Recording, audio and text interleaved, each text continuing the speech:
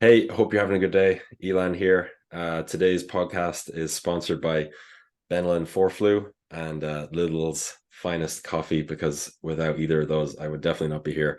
Feeling a bit run down today, have a bit of a cold. And today I'm joined by the amazing Finn, and Finn is my new head coach. We've been working together for the last couple of months, and um, as well, Finn, he supports men to remove the masks that they have been wearing and break free from their shitty stories that have been keeping them small. So they tap into their grounded masculine leadership, take responsibility for their actions, and become a leader for themselves and their families. So Finn, very welcome to the podcast today. How are you? I'm good, man. It's good to be here. Thank you. Good stuff. Yeah, I've been really looking forward to doing this with you for the last few months because, as I mentioned, we've been working together for I think just about 2 months now, and Yeah. um, we didn't even know each other previous to that. To give some context for anyone listening, like I, literally just put up like an ad on LinkedIn, and I was trying to find someone who'd be the right fit to come into the business, and then that could work with me, and a lot of the obviously we specialize in working with female clients, and based off everything that we talked about in our initial call, you are 110% the person I was looking for, so Yeah. it's amazing to meet someone who shares a lot of the same kind of values and thoughts around like holistic health and stuff like that. So yeah, looking forward to diving into more of that today. I appreciate it, man. And yeah, likewise, it was such a big thing, like just being able to like whenever I saw your job put up, like I wasn't even like intentionally really looking, and then I just seen that as something just was like, oh, that actually sounds really interesting. And then the more I looked into you and your message and what you were doing, and like once we started working together and seeing like how you've built out your program and your philosophy behind everything that you do is just like it was super cool to see how aligned everything is. And yeah, it's been going really well. Yeah, no, I appreciate that. And it's just funny, isn't it, how like some things can happen, like and you don't expect them to happen, like because um I found out afterwards that we have a bit of a connection as well, that my social media manager, Katie, shout out to Katie. I'll try get her on for a podcast at some point as well. But her husband knows you as well from was it the Yeah. same university Yeah, yeah, we in went to Australia or no, it's the same one over here. Like that's where I studied together. So he was in the year ahead of me in a different degree. But yeah, like we would have hung out a bit. yeah, Yeah, so it's a small world.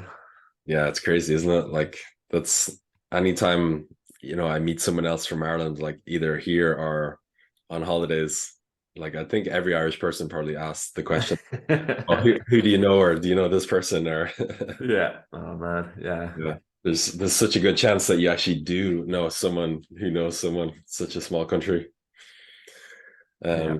But yeah, no, I'm looking forward to kind of learning a bit more, about like just different things that have happened for you over the last few years, because you were in living in Australia, right? For what was it, 7 years?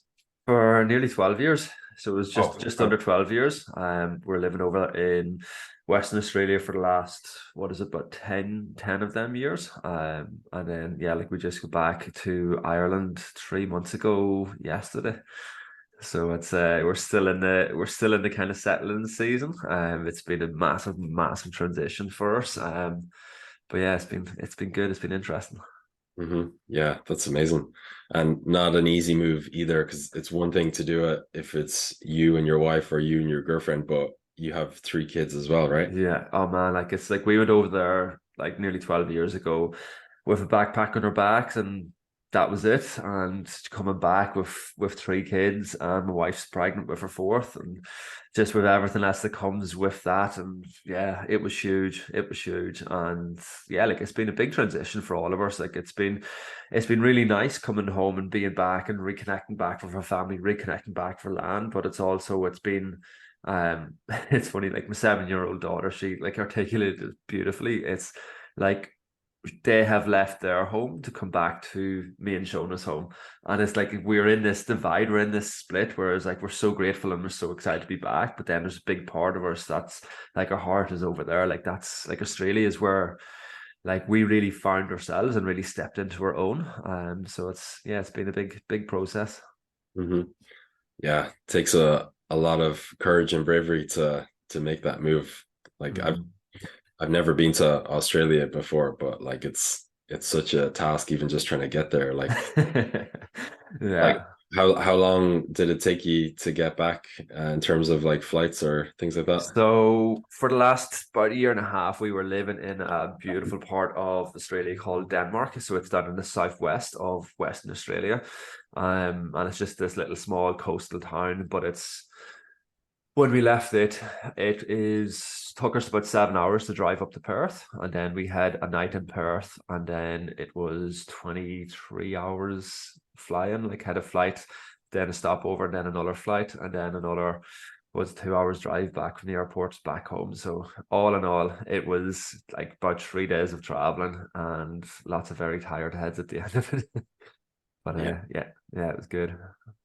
And yeah, I was curious to find out like what was the main thing that, kind of push you to move over initially. So the first thing for myself, like it's like I qualified as a sports and exercise rehabilitation therapist back, oh, that was about 14 years ago. And as soon as I was qualifying and everything, like I had it in my sights that I wanted to go to Australia, because at that stage, while I was studying, like I had several things going on in my own physical body. And like what we were learning in college was amazing, but like even like I knew it wasn't like how the physios and how the lecturers and everything were trying to treat me. It was very just kind of like tunnel vision focused, and it was like basically like I had a load of issues going on with my feet and calves, and I was getting pins and needles and numbness and all of this crazy stuff going on as soon as I'd run more than 5 kilometers. Um, so everyone was looking at it as a very specific, as like, oh, it's your issue is in your calves and your feet, so this is where we're going to look.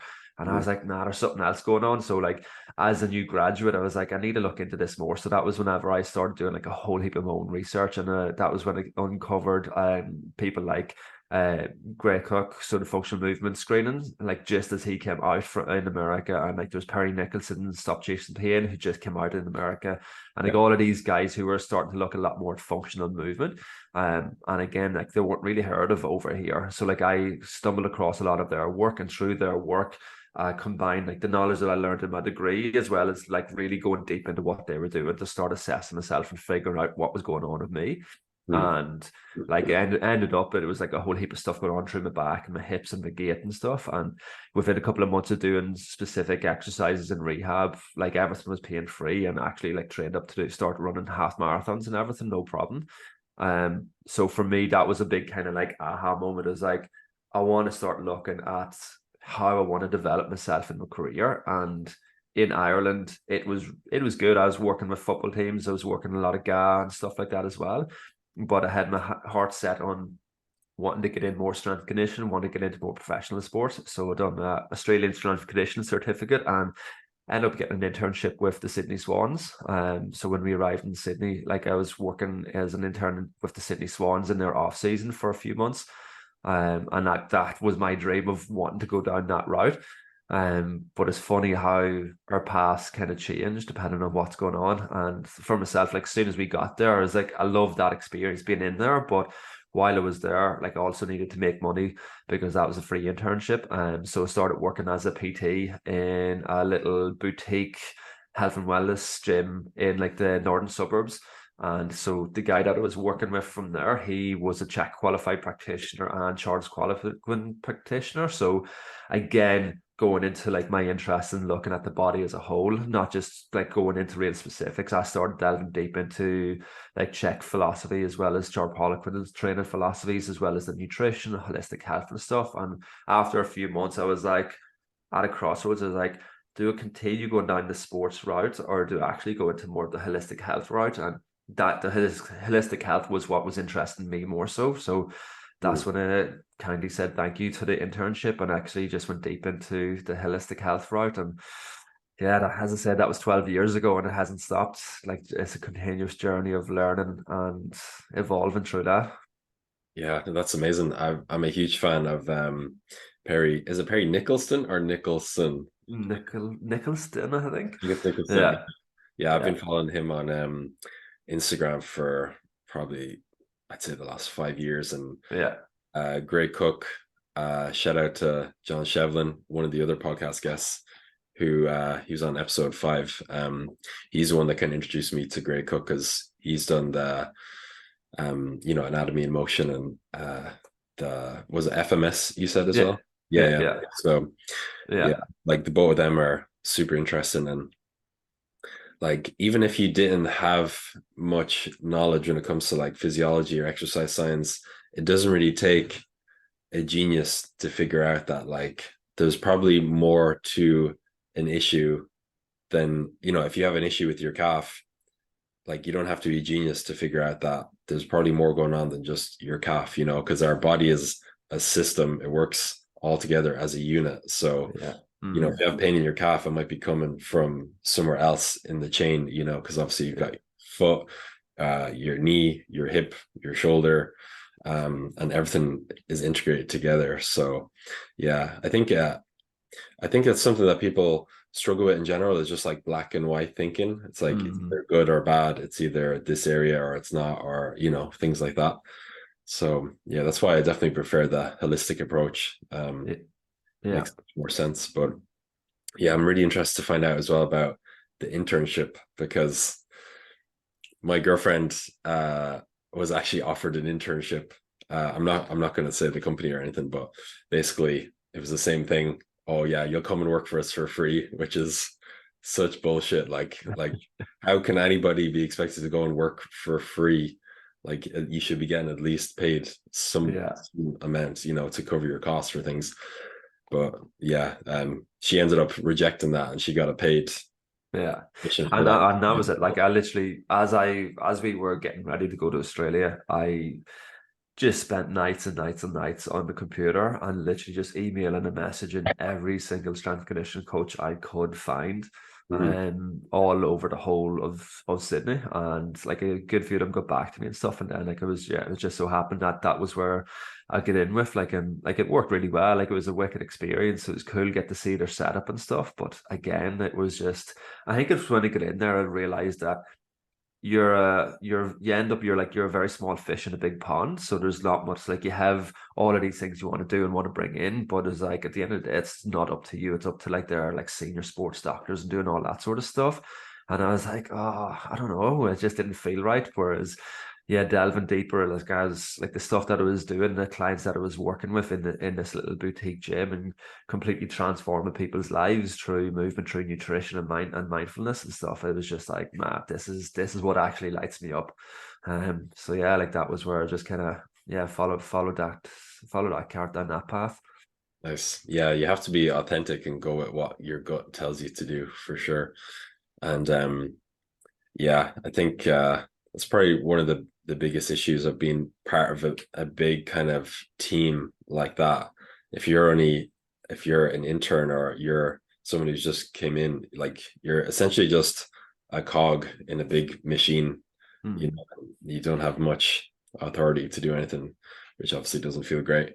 But I think it's so valuable to have those experiences though, isn't it? Because it's like if you don't do something like that, then you'd never figure out what you don't want to do. And it's like, Yeah. I think it's better to like figure out quickly what you don't want to do. So then you can be like, oh yeah, this is what I need to do for sure. Yeah. And like, Um, and that's it. Like, and there's been so many moments in my life where like there's you go through that, and like it's the kind of philosophy that I stand by. It's like the pendulum swing. It's like we need to allow it to swing over one side and experience that, and then swing back over to the other side and experience that, and then figure out where we want to actually be within that. mhm. And like it's like when we look at life through that is like, right, where are you swinging? It's like, are you just in reaction to that swing, or are you the one that's actually controlling where you want to be? Like I think it's a really interesting way of looking at different aspects of how we're showing up and what's going on within our life. Yeah, definitely.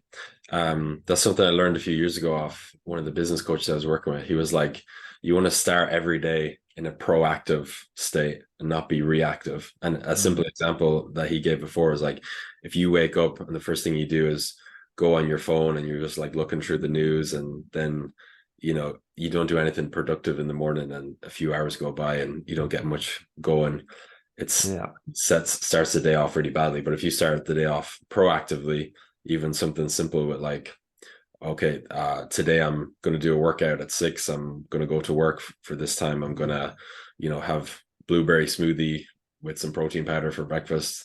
If you start off in that kind of proactive state, Mm. you end up getting a lot more out of your day, or just feeling, better for it. Yeah, 100%. Yeah, that's a really powerful mindset for sure. Yeah. Um, so what was it like then after that? Like, how long were you doing the internship then before you went to that boutique gym? So like it was both of them were working in side by side. But like ended up like I finished the internship after a couple of months and then just stayed in the boutique gym. And stayed in that place for all in all for about 6 months in that gym. And then like we've done a bit more traveling and stuff like that. Like that first year we were in Australia, it was 6 months or so in Sydney, and then we done about 3 months down in Victoria doing a regional work, and then went up to Darwin and finished off that, and then bought a camper van, and from there we drove from Darwin the whole way down the east coast and a whole way over to Perth. And like we kind of landed in Perth or at the start of our second year, thinking like, all right, we'll do the 2 years and kind of take it from there. But yeah, just as things all aligned for us, as soon as we got to Perth, my then partner, now wife, Shona, she had a job interview like the day after we arrived. So we kind of had to beeline it over for her job interview. And she got the job, and in that interview, like it was like, oh, like we're going to sponsor you and all of this stuff. And we were Oh, just like, what the fuck? It was like that doesn't happen. So a lot of things just all fell in place very quickly for us when we arrived in Perth. And I got work in another gym. Like it was a really cool gym, and like within about a month or so of being in that gym, the owners of the gym said, "Is like, oh, we have this like spare office just kind of lying there. We're just use it as a storage place. It's like we know we see what you're doing with your clients, and like we know that you do a lot of hands-on stuff and assessments and everything. It's like, do you want to maybe like rent out the office?" So then I was like, okay, so. I kind of like that stumbled upon that and setting up my own space, whereas I was just working for the gym, and then with that office I ended up working for myself and just renting space in that office. And that was the start of having my clinic in Perth. And yeah, I was in that gym for a while, but all in all, like I moved around a couple of different gyms. Yeah, but I had that clinic in Perth for about six or so years. wow. Yeah, that's amazing. That's one of my questions is going to be like, how did you end up staying in Australia for so long? Like the visa situation and stuff. But that company, they sponsored the both of you, was it? Or how did it work? Yeah, so like it's the sponsored Shona for her, so she got permanent residency through that, and then because we are a couple and have been a couple for a long time, like I was able to go de facto on her visa, and then Wow. like once you're a permanent resident for I think it's about 4 or 5 years, then you can go for your citizenship. So like yeah, we got our citizenship back a few years ago. Wow, that's so cool. So do you both have dual citizenship now? Yeah, yeah, Oh, sweet. That's really yeah, cool. yeah. And like and three kids have it as well, so like they're all Aussie citizens and got our Mm, Irish passports and stuff as well. nice. That's amazing. And the clinic you set up, so was that mostly kind of centered around like pain relief and rehabilitation, or what did you kind of, focus on there? Yeah, so it was a holistic approach to pain and injury management. So it was very much taken from like my sports physio background, but then bringing in a lot of other modalities that I've been studying and learning over the years. So like you mentioned, like one of your other clients or one of your other people on here done anatomy and motion. So that's a big aspect of my toolbox as well, doing the anatomy and motion training and being able to do a gait assessment and functional rehab and stuff. So in the clinic, it's people are coming like a lot of like it kind of got the name in Perth, whereas a lot of people who had ongoing injuries that were going to physios and chiros and all of this stuff, and they just kept getting these injuries that they couldn't get over them. Like they kind of come to me as a last resort, and then like I just kind of look at the complete body approach of kind of figuring out what was going on. I'd bring in other aspects of like nutrition, rest, recovery, meditation, all of that sort of stress management stuff, as well as what's going on in their physical body. And I can kind of merge that all together and then get them back moving strong and get them back in tune and check with their body. So that's what kind of how that looked for a lot of it. And then in like with my approach to movement there, like for the last number of years of the clinic, it was working out of like a big mixed movement gym. So it was basically like an adult's playground. It was like parkour, strength conditioning, hand balance, and gymnastics, bodyweight strength training, all of that stuff in this big massive warehouse. So like that was my kind of playground where I had the clinic. So I utilized a lot of that sort of training as part of the rehab. So when people were coming with an injury, instead of kind of you've got like a sore shoulder and like you're told to like have a band and do external rotations with the band, is like everyone knows you're going to do that 2 or 3 times and get bored of it because it's the most boring, repetitive thing. And like as soon as your pain is down to a little bit, like you're going to stop doing that. And then that's whenever the injuries start coming back. Whereas actually working through body weight strength training, working through a lot of these other different modalities and learning how to move your body in that way actually allows you to kind of start working on your weaknesses a lot more, and it's a lot more functional, it's a lot more playful. And like again, it just gets people starting off that like a complete new relationship with exercise and a complete new relationship with their bodies. So that's where I bring in a lot of that element of it. Nice. Yeah, that's really amazing. I think it's so important to, figure out what's going to work best for each person. And, Mm. it's been great as well. Like, one of the ladies that we've been working with for the last 4 or 5 weeks, you've been able to help her more specifically with her Achilles tendon issues and, help her to rehab that and hopefully get her, hitting some new personal bests for half marathon times or whatever it may be. And I think the issue with a lot of physios and chiropractors and stuff like that, as you said, they always tend to do kind of the same things. So I had Mm. that kind of experience before. It's like you go to nearly every physio and what they do is just really hard deep tissue massage. And I literally left some sessions before with a tear in my eye being like, wow, I was on the verge of crying there, because it's like, if someone presses their thumb into you hard enough, like, Yeah. that's really pushing the pain. But the thing I realized after a while, it's like, so I had this really painful session. I nearly teared up. I didn't, but I was this close. And now 2 weeks later, the pain that I had in my knee or my lower back is back again. Like that doesn't make any sense. So Yeah. it made me think like, okay, there's something else to this. Like there has to be a different approach, because the deep tissue massage or anything like that was a very short-term solution. Mm. So yeah, I think when you take a holistic approach like that, or the full body approach, and look at everything in terms of movement, weak areas, as well as other things going on in your life like stress and mental health and stuff, then you can really get a solution that works for the Yeah. long term. Because there's nothing worse than being in pain. And I've had so many injuries that pain was the main thing that motivated me to even start going to the gym back in Yeah. 2012, because I had Yeah. a hairline fracture in my L4. So, that's something that's really important for me, is being able to be pain free. And obviously that's what we help people with as well as other things. Um, but I'm interested to know like what are like maybe some of the common, mistakes or issues that you see a lot of, the regular kind of physios or things like that kind of make, with clients.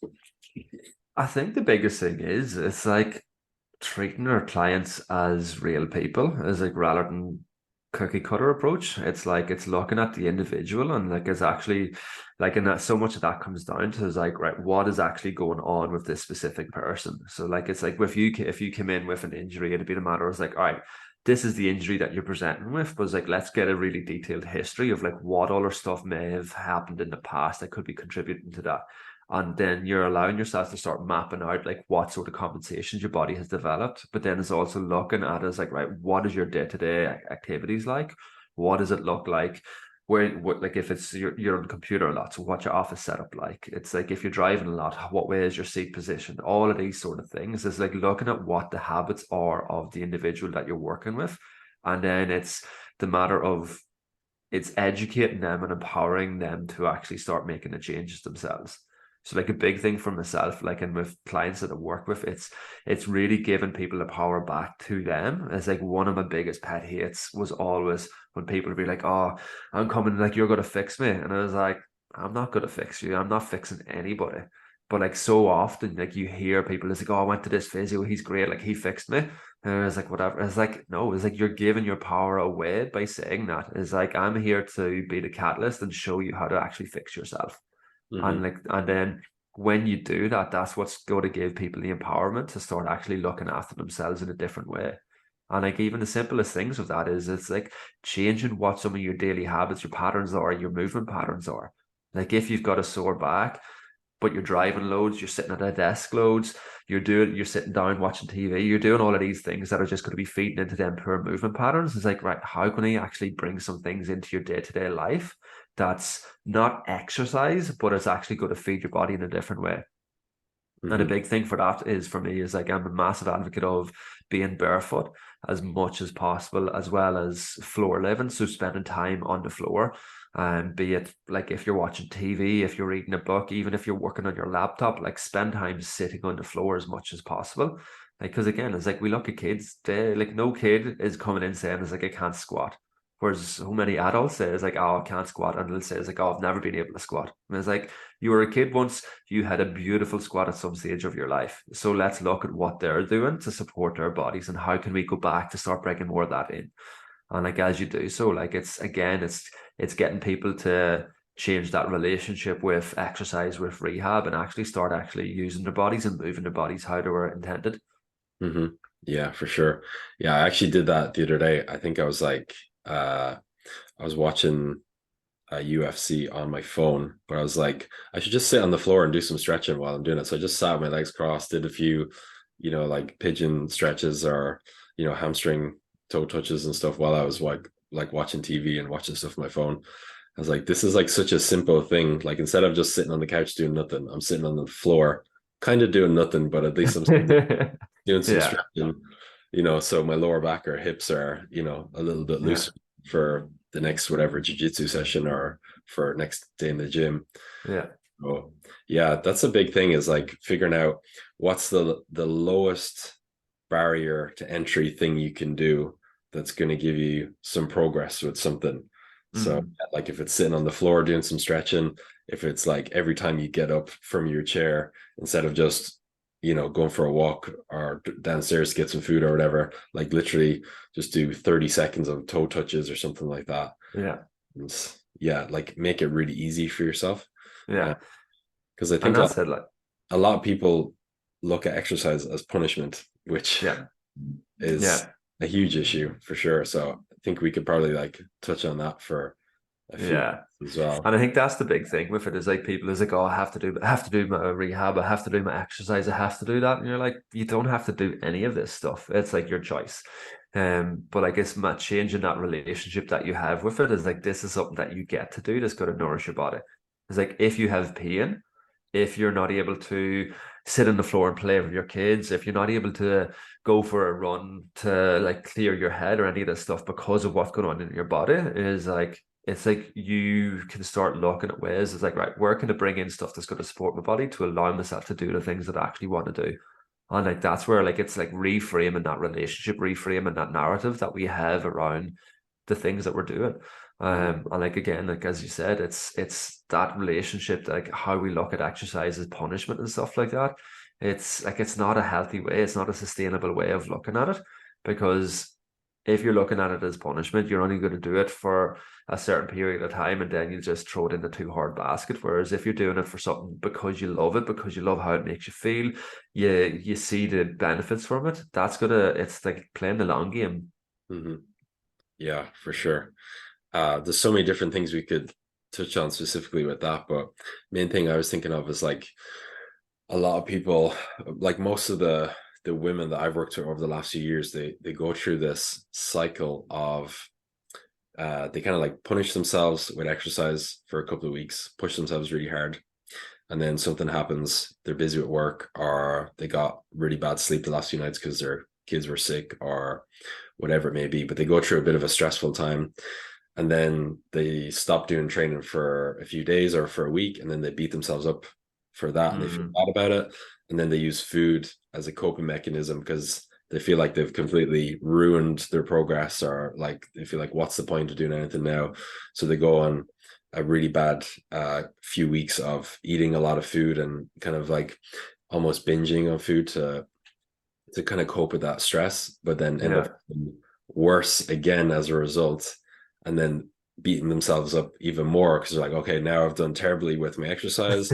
I've eaten terribly over the last few weeks.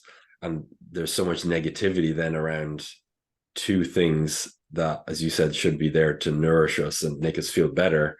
Mm. So they end up in this really negative spiral with both food and exercise. And it's like the analogy I always think of, it's like they're in a hole that they've dug so deep that even if they have like they can't get out, basically they need someone to throw a ladder down or a rope to basically take them out of it. Yeah. So yeah, it's really hard when you kind of get into that and you've been doing that for maybe years. You know, Yeah. it's just it's really hard kind of mindset to get out of, but there is a solution there for sure. And that's it. Like, and it's so much of that comes down to like a big thing is understanding why we do what we do. It's like one thing is like a lot of people like they just look at what it is they're doing. They don't actually ask why they're doing that in the first place. Like they don't like, why am I going through this pattern? What is the things that are triggering me that is causing me to react in this way? Whereas they're just trying to like fix the problem, that they're not actually trying to find a solution to what causes the problem in the first place. So like, and that's where support is massive. Like that's where support comes in huge. Like I even just had it this last week with one of the ladies where she's been doing amazing, making all of these big changes within her how she's eating, how she's moving, how she's doing all this sort of stuff. And like she just had a bit of a down week and she could feel herself just being like old patterns wanting to creep in and just beating herself up and just being really hard on herself. But in our call, like we were able to kind of talk about that and allowing her to understand what was going on and allowing her to understand the process more so. And like at the end of the call, she was just like, it was like a whole new person again. It was like week one of the program again. She had so much excitement and energy to get back into it because if she was on her own, that would have been the start of a slippery slope for her where she would have went down into this big drop and it would have taken her days, weeks, months, whatever to get back out of that. And it's one of the things I see a lot with the guys that I work with. It's like we're always going to mess up. We're never going to be perfect. But it's like how quick can we catch ourselves and bring ourselves back to that starting point is what is key. And this the more you're able to work on that and the more you're able to like acknowledge is like, all right, I messed up. It's like, okay, what do I need to do to get me back on track? Is like, let's start that straight away. Don't wait until Monday. Don't wait until whatever. Don't wait until it started in the next month. It's like, right, let's start as of now. It's like, let's get back on track now. And Mm-hmm. as soon as you do that, it's like it's going to be so much easier in the long run. And again, that's playing a long game with Definitely. Do not ever wait until Monday it. unless it's Sunday night and you're about to go asleep, then okay, you can wait till Monday because it's the next morning. But that, like, if you take anything away from this podcast today, it's going to be the mindset of like understanding, having the self-awareness of how that's one of the biggest self-sabotaging behaviors of thinking, oh, I'll wait until Monday, I'll wait until after my holiday, I'll wait until Christmas is over or until Halloween is over or whatever, because that's literally just you procrastinating. And we've Yeah, all we've all done it, you know. It's not about being like, oh, I'm better than you or anything, but it's like if you're a human being, you self-sabotage in some way, shape, or form. And yeah, we all have different ways that we do it. So yeah, if you can the thing that I love or I use is like the win or learn mindset. mm, Because several times a week I'll have like a mini meltdown where I have this moment in my mind where it's like, okay, I'm not gonna beat myself up about what just happened. What can I learn from it? And what can I take away? And I'll do my best to improve on it. Because it's like, when do you ever feel motivated by, you know, by being in like a negative headspace or someone giving out to you, or you yeah, know, it's like it's a short-term kind of motivation. It's not sustainable. So yeah. yeah, don't ever wait. And yeah, and another big one with that as well, like you kind of touched on it as well. It's like so often it's like when we're in a really stressful period, it's like we go through, everyone goes through seasons. It's like everyone's life is bloody hard, it's difficult. There's challenges that are going to be coming up. And like it could be like a work stress, it could be someone getting sick, it could be kids getting sick, it could be like Christmas, whatever it is. Like there's always going to be stuff causing stress within our life. And so often people allow them times to throw them off what it is that they're doing. So you had a really good streak with your training, like food's going really well, and then you're hit with this stressful period. And then you're like, oh, it's okay. I'll let that stuff slide while I'm just getting through this stressful period, and then it'll start back again.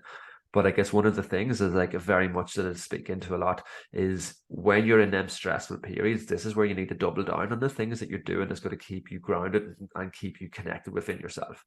Like this is like I'm basically in like one of the longest periods of that for myself right now. And it's like with the last 2 months in Australia and the first 3 months here in Ireland, like they have been fucking tough. Sorry if I'm not allowed to curse on it. Like they have We been are. challenged. They have been so challenging in so many ways, like mentally, emotionally, physically, everything. Like it's been a really, really, really difficult season.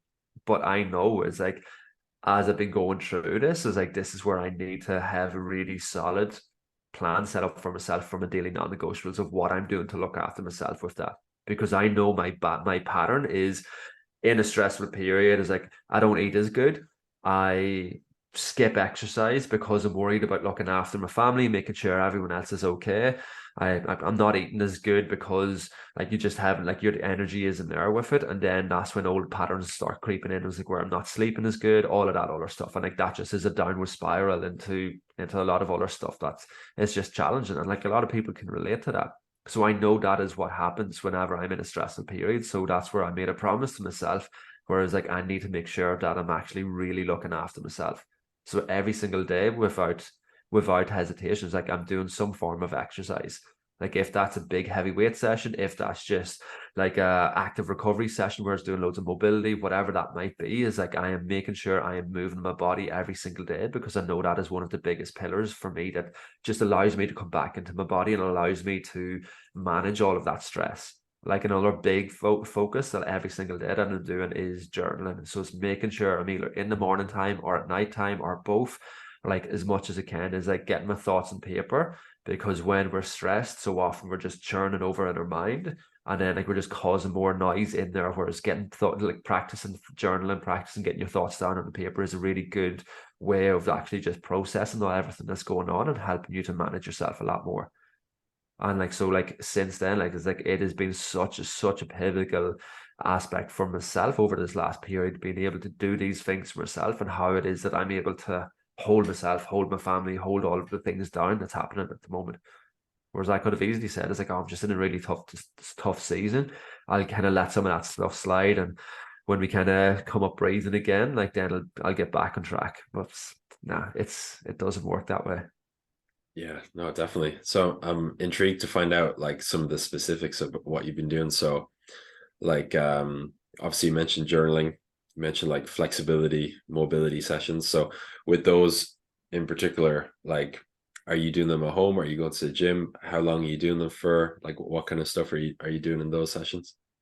The vast majority of my training is at home. It's just where how I've got things set up at the moment. Like I'm in the process of getting like my new space set up in the local village that's got a gym and all attached to it. But like I get in, I'm lucky if I get in there once a week.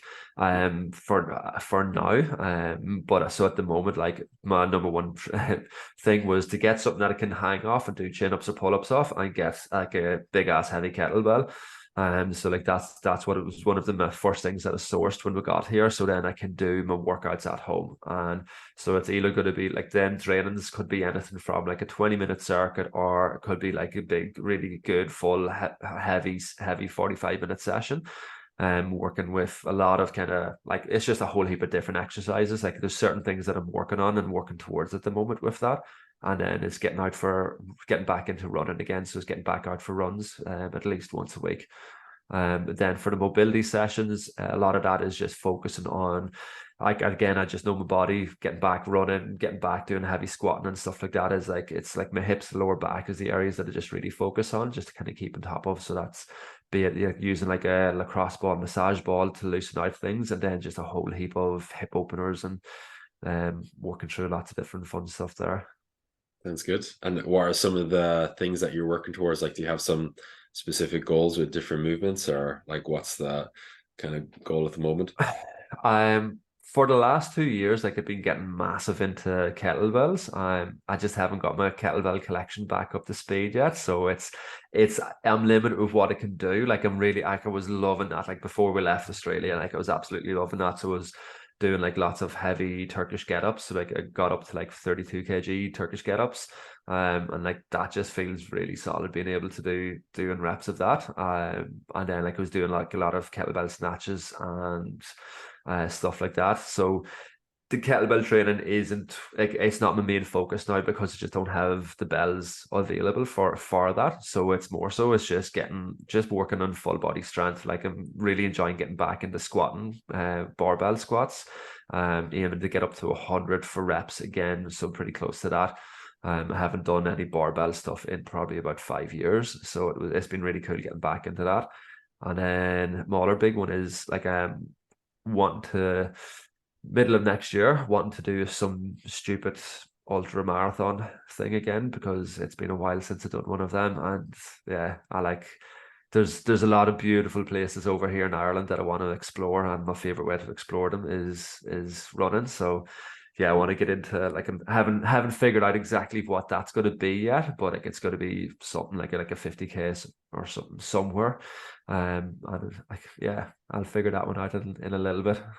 Nice. Yeah, that sounds challenging. The longest run I've ever done before was a half marathon, and I just did it by myself. I was like, I was going through this crazy phase of like listening to David Goggins a lot.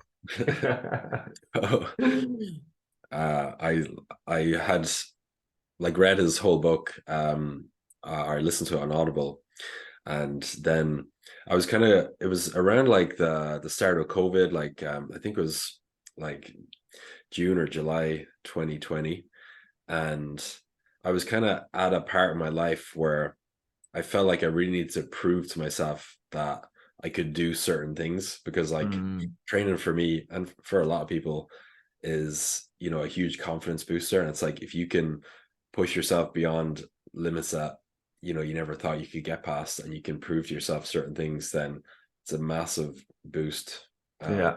confidence overall. So I had this idea of like, okay, I'm gonna get 2 hours sleep and then I'm gonna go to the park and do some pull-ups and push-ups and go for a run. So what I ended up doing was like I think I went to sleep at about 12 o'clock.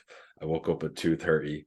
I went down to the park and I did like 100 pull-ups, 100 push-ups, 100 sit-ups. It took me ages. I was probably there for about an hour and a half because I had to do whatever, like 33 sets of three or something on the and yeah, it was ages, and then ended up doing a 20K, basically like a half marathon after that in like I think it was like 2 hours 14. Yeah. Like for about a week after it, my legs like I could have done with one of those like electric powered wheelchairs. Yeah. But yeah, that's the most I ever done. I was like, oh, I don't think I really enjoy like half like marathons or distance running. I think I prefer shorter ones. Yeah. Doing a 50K is going to be something else. But have But you that's it. Like, and it's like it's with that sort of stuff. I love using like weight training and all of that stuff is really good. It's just working on the discipline where you're working towards certain goals. But like for me, like endurance running it's like the mental game. Like I get so much value from running endurance stuff for the mental challenge more than anything because like our bodies are capable of so much more. Like it's like David Goggins talks about it a lot. Whereas like it's like when your body is giving up, like you're only at 40%. Like there's so much more that we can do. So if we're able to break through that mental block with it, and like that's what I love tapping into. So for myself, like it's like yeah, back about 10 years ago or so, that's when I was doing like a good few half marathons and stuff at that stage and was doing like sprint triathlons and everything.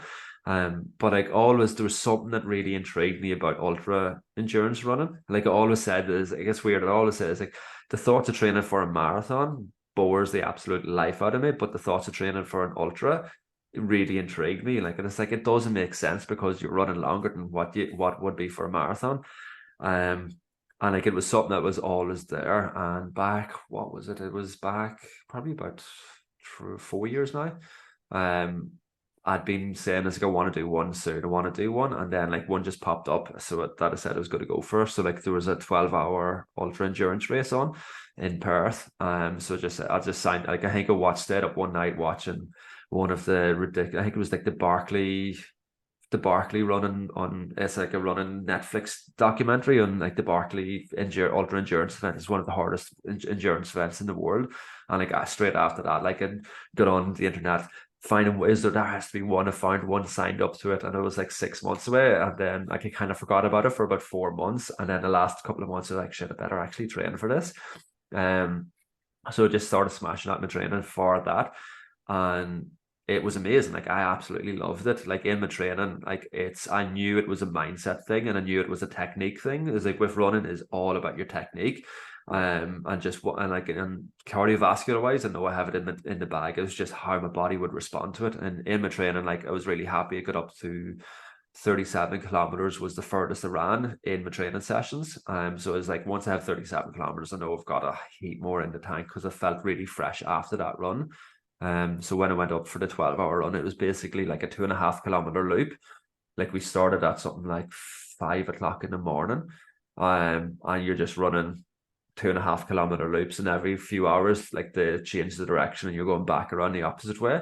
And like you're just doing that for 12 hours straight. And it's like you have your little had a little tent set up with all of my food and all of my stuff there, like and anything that I needed. So like anytime like you needed to stop or a bit of a pit stop or anything like that, you just kind of sort yourself out and then just get back running around the loops. And Mhm. it was probably one of the most challenging but most amazing experiences of my life.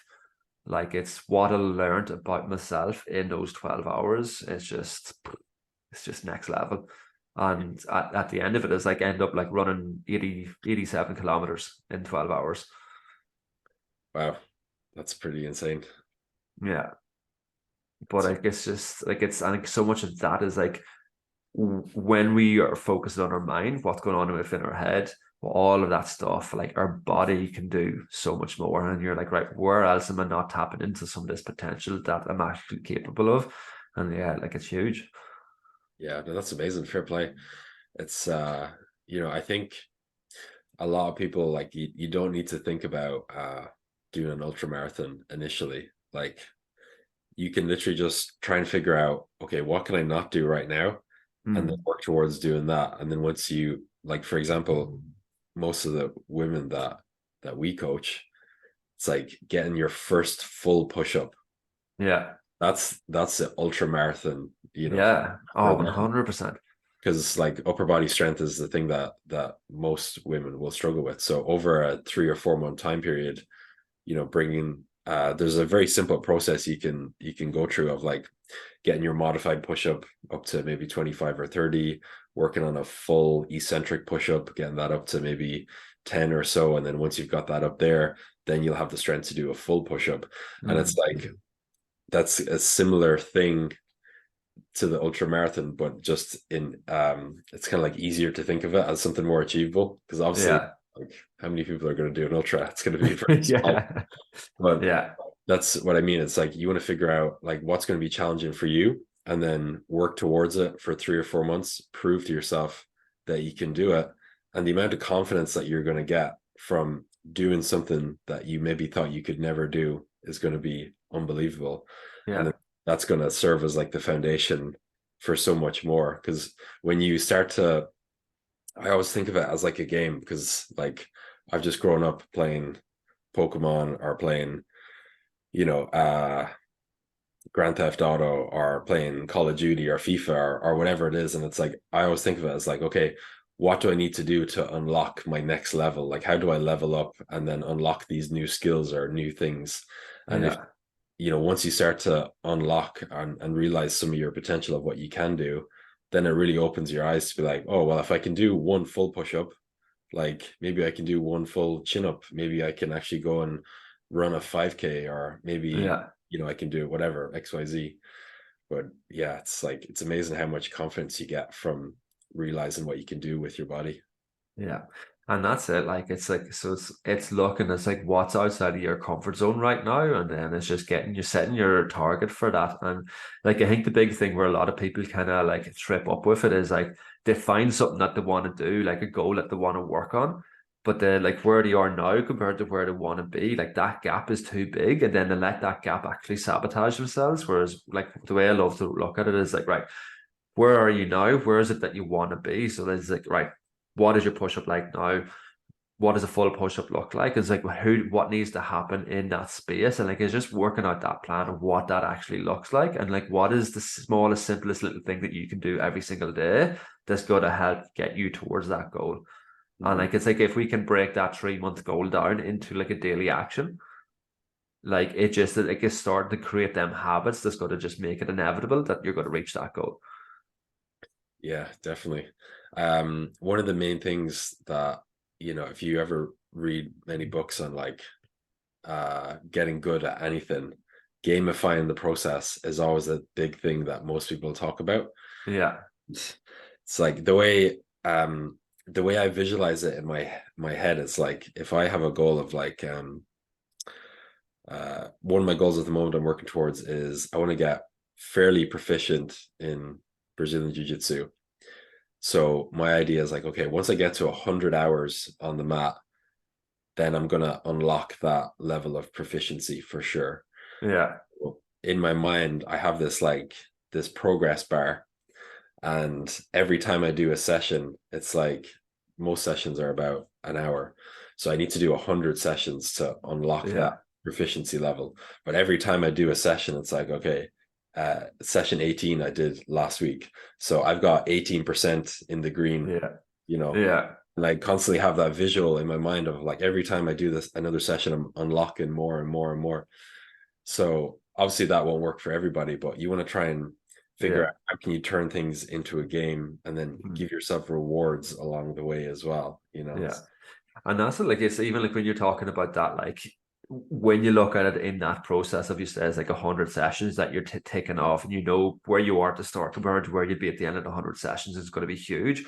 Whereas it's looking at the it's looking at the long term aspect of what it is that you're looking at. Whereas people like we're just so used to just short term gratification. Yeah. Whereas like when you look at them sessions, guaranteed, if you were just focusing on each session, some sessions you're going to go in, you're like, yeah, I killed it today, and other sessions you go in, it's like that was just crap. It's like I feel like I'm learning nothing, all of this stuff. Like if you're just focusing on session per session, your motivation is going to drop off a lot more. Like you're not going to feel like you're progressing as well as possible because like you're caught up in that short term thinking. Whereas when you're looking at that bigger picture, like it's that's the key. And like this goes for like I think this is a massive one for like nutrition as well, especially with the women that we're working with through the programs. It's like when they're looking at making changes with their nutrition, it's like how we set up these guidelines. They're very different from a lot of like nutrition programs out there because like the programs is just as like how can we lose you as much weight as possible in the short time as possible,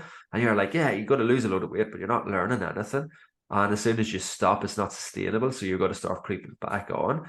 Whereas when you're looking at a healthy relationship with your food, you're starting to understand your food so much better, what works in your body, what doesn't. And looking at that long-term aspect of it, you're going to see that steady drops in your weight. And you're going to see is like, actually, this works in with my lifestyle. This works with how I'm able to go out and enjoy myself a little bit more at the weekend, and it's still not affecting the results that I'm going towards.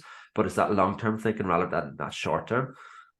Yeah, definitely. It's that's probably one of the biggest curses that we all have in today's society is short-term gratification because everything's Yeah. like the 6 minute abs program or it's like the 10-day detox or the lose 5 kilos in 5 minutes BS, whatever, Yeah. and that's it's such a smart market employ because everybody wants the quick fix, but the quick fix doesn't exist because Yeah. everybody would have the results of the life that they want. Yeah. So it's like the sooner you can get yourself out of that. It's like that. You seen the Matrix before? Yeah. Matrix is like my all-time favorite film because you really have to, and if you've seen the film, like you'll understand what I mean, but you essentially have to like reprogram your mind. Like we're conditioned to think certain ways, and it's up to us to reprogram how we think. So a simple example is like most of us will think in the short term, or we want instant gratification, we want it now without having to do any work. But over time you can reframe things, and you can essentially change your inner software to think like, okay, I need to look at the long term, and like imagine how much I can achieve with my strength or fitness or weight loss in the next year or 5 years, um instead of being like, oh, what's going to happen by tomorrow or by next Saturday, or something like that. Because like I think if you like really zoom out and you look at your whole life, the average male will live till about 77, 78. Average female to about 80, 82 in Ireland anyway. And so if you like are, let's say, 45 years old right now and you're a woman, you've most likely got about 35 years left. Yeah. So why would looking at your exercise and nutrition and stress management and your mental health, why would focusing on the short term make any sense when you're planning on living for another 35 years? Yeah. Surely you'd zoom out and think like, okay, well, what are some things I can do on a daily basis that's going to give me the best quality of life for the next, or my last 35 years, however you want to look at it. Yeah. Yeah. So true. Just a complete like reframe of like how you're thinking, and things. Yeah. Mm. Yeah, it's really important. I was curious to find out more, about the men's work you've been doing as well. Yeah. So, like when I read it out earlier, you said that you support men to remove the masks that they've been wearing and break free from their shitty stories. That was the start of what you'd mentioned, or what I read out at the start. So, what would an example be of some of the masks that men might wear on a daily Oh basis? man, where do you start with it all? Yeah, like it's basically like working supporting men. Like it's a massive passion for myself because I know, like when I became a father, I went through a lot of my own internal struggles and like lost a whole aspect of my identity and stuff. And it was by having the men around me to support me through that time was absolutely key. And what I've learned over the last 10 years before being a father as well as being a father has been absolutely huge. And it's just been able to help guys kind of see through that. And one of the biggest ones is that putting on that mask of actually, it was like, yeah, I've got my shit together, everything's okay, when really it's not.